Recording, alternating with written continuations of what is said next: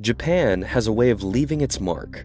From samurai codes to technological marvels, from manga to midnight ramen stalls, it has always turned obsession into art.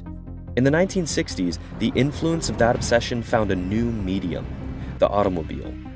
The cars that rolled out of Japan weren't just fast or pretty, they were raw designs that people could make their own.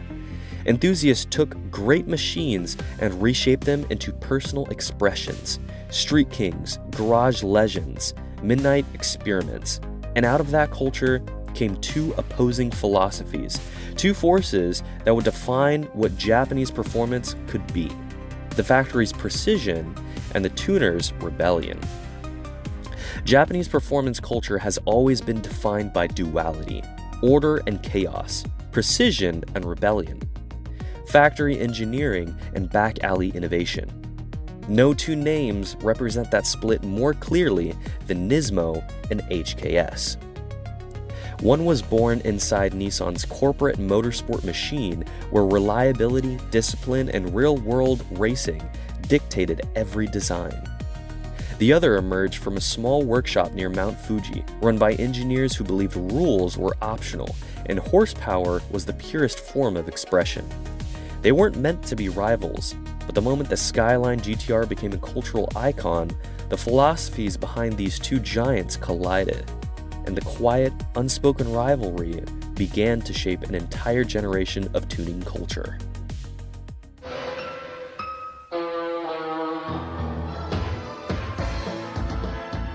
NISMO didn't start as a tuning brand, it started as a necessity. In 1984, Nissan merged with two separate racing departments, Oppama Works and Omori Works, into a single motorsport arm, Nissan Motorsports International, better known today as NISMO. Their mission wasn't guesswork, creativity, or experimentation. It was simple and deadly serious: win races, win championships, represent Japan on the world stage. NISMO operated within the harshest possible environment, real competition. In touring car races, prototype racing, and rally, their engineering faced forces no dyno cell could replicate. And when the R32 Skyline GT-R unleashed its all-wheel drive and twin-turbo RB26 on the world, the results became myth. The R32 didn't just win in Japan's Group A series, it crushed everything. It dominated JTCC within 29 wins out of 29 races. It overwhelmed Australia so badly that officials rewrote rules to stop it. The name Godzilla wasn't coined by tuners, it came out of Australian press, trying to describe the destruction Nissan unleashed on their championship. It was the heart of NISMO's identity: precision, durability, and factory-backed domination. NISMO's parts weren't just designed to be cool and excite enthusiasts, they were designed to survive real racing. Meanwhile, in 1973, on the slopes of Mount Fuji, something very different was taking shape.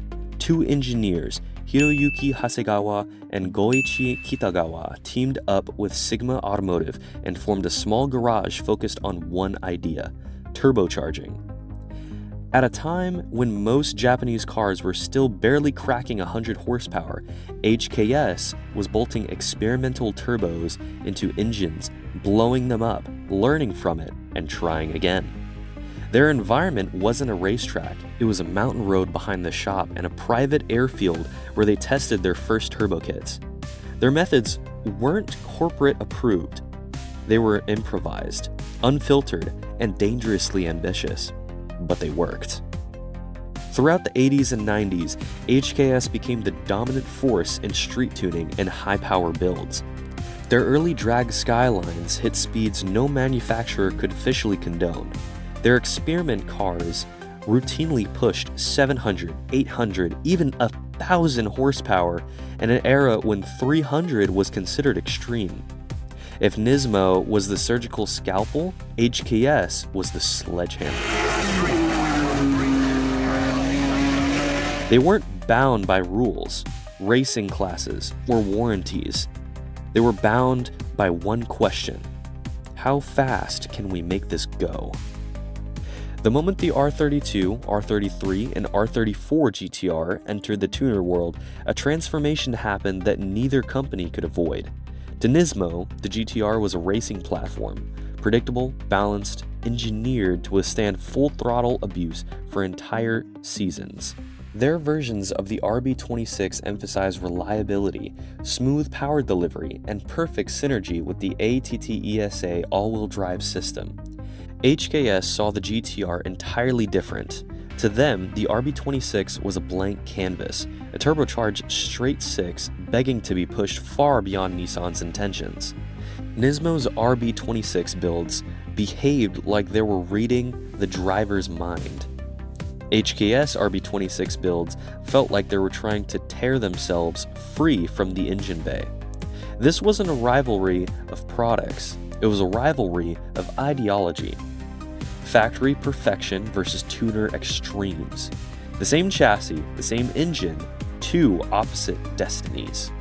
This is the story of two companies who never set out to compete, but together defined what JDM tuning would become. Nismo gave Japan its greatest racing victories. HKS gave Japan its wildest engines and most fearless builds. But between them, an entire era of car culture was born.